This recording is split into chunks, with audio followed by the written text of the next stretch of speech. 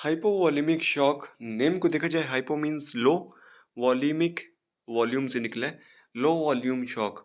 ये ब्लड की बात हो रही है। ब्लड जब बॉडी में कम हो जाए, किसी रीजंस की वजह से भी हो सकता है, नॉन हेमोरेजिक रीजन भी हो सकती है, हेमोरेजिक रीजन भी हो सकती है, जिसकी वजह से या ब्लड लॉस हो जाए या ब्लड लेवल कम हो जाए बॉडी में, फ्लूइड इनटेक्स कम करने की वजह से कुछ और हो जाए, तो उसकी वजह से जब ब्लड कम होगा तो प्रीलोड कम होगा। प्रीलोड कम होगा, हार्ट में मतलब ब्लड कम आ रहा है, उसे प्रीलोड कहते हैं। और जब हार्ट में ब्लड कम आ रहा है तो ब्लड आउटपुट भी कम होगी। हार्ट बाहर ब्लड भी बॉडी को कम भेजेगा, तो कार्डियक आउटपुट भी इसमें कम होगी।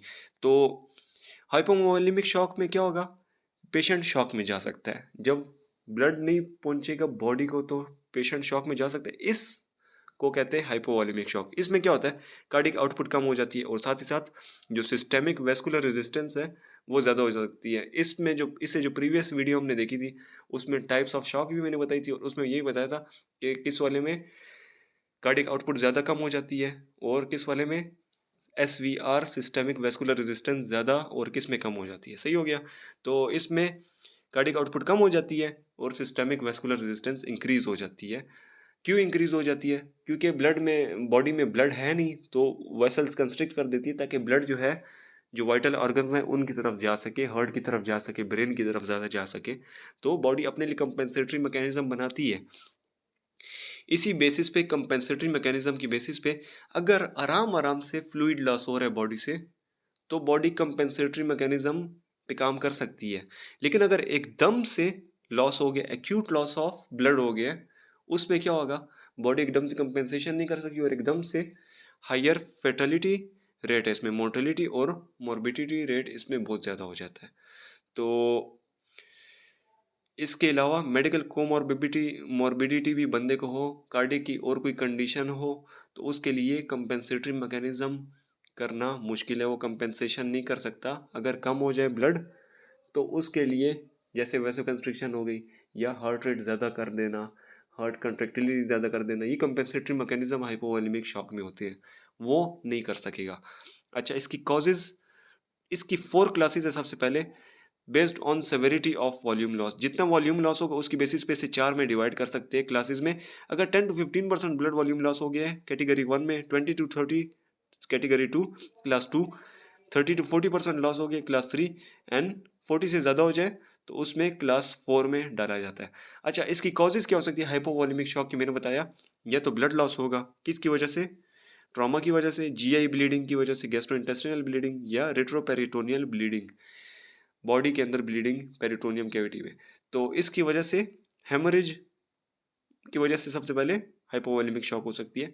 अगर ब्लड लॉस ना हो ट्रॉमा की वजह से या इन रीजन की वजह से, तो उसमें क्या हो सकता है, वॉल्यूमिनस वॉमिटिंग, वॉमिटिंग बंदा करे तो उसकी वजह से फ्लूइड बॉडी में कम होता है, जिसकी वजह से ब्लड वॉल्यूम कम हो सकता है। डायरिया हो बंदे को, डिहाइड्रेशन हो जाए, बर्न्स हो जाए, बर्न्स में भी फ्लूइड लॉस हो जाता है। Third space losses in bowel obstruction, तो इन रीजंस की वजह से भी हाइपोवॉल्यूमिक शॉक हो सकती है। तो एक हेमोरेजिक रीजन है, एक नॉन हेमोरेजिक, ठीक है। तो इन दो रीजंस पे होता है। इसकी डायग्नोसिस कैसे होगी कि हाइपोवॉल्यूमिक शॉक है? डायग्नोसिस उसके साइंस एंड सिम्टम्स से पता चल सकती है, लेकिन अगर ना पता हो तो सेंट्रल वीनस लाइन और पल्मोनरी आर्टरी कैथेटर, इन दो तरीकों से हम उसके ब्लड वॉल्यूम का पता लगा सकते हैं, कार्डिक आउटपुट का पता लगा सकते हैं, और सिस्टेमिक वेस्कुलर रेजिस्टेंस का पता लगा सकते हैं। तो इस तरह हमें डायग्नोसिस इसकी हो जाएगी कि वॉल्यूम कम है बॉडी में ब्लड का, तो इस वजह से हाइपोवॉल्यूमिक शॉक में चला गया। इसकी ट्रीटमेंट क्या होगी? इसकी ट्रीटमेंट ABC प्रोटोकॉल ही है, इसमें और कुछ करने की ज़रूरत नहीं है। वॉल्यूम कम हुआ है, क्यों हुआ है, सबसे पहले तो ये देखेंगे।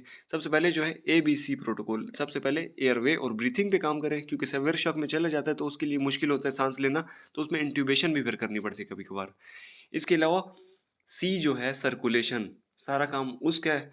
तो उसमें अगर हेमरेज है तो हेमरेज वाली जगह पे डायरेक्ट प्रेशर अप्लाई करेंगे ताकि और ब्लीडिंग ना हो। साथ ही साथ अगर ब्लड लॉस बहुत ज़्यादा हो गया तो उससे ब्लड का इंतज़ाम करते हैं। साथ ही साथ IV हाइड्रेशन देंगे, इंट्रावीनस हाइड्रेशन, साथ ही साथ फ्लूइड जो है इनटेक भी करता है। तो शॉक, क्लास 1 शॉक हो जिसमें थोड़ा बहुत ये 10 to 15% ब्लड वॉल्यूम लॉस हुआ है, तो उसमें फ्लूइड रिसर्सिटेशन की इतनी ज़रूरत नहीं होती। क्लास 2 में दे दे तो अच्छा होता है। क्लास 3 और 4 में खामखा देना पड़ता है फ्लूइड रिससिटेशन, और साथ ही साथ देखना पड़ता है कि और तो ज़रूरत नहीं है। नॉन हेमोरेजिक शॉक हो, उसमें ब्लड देने की ज़रूरत नहीं होती। सही हो गया। उसमें इलेक्ट्रोलाइट रिप्लेसमेंट भी काफ़ी होता है।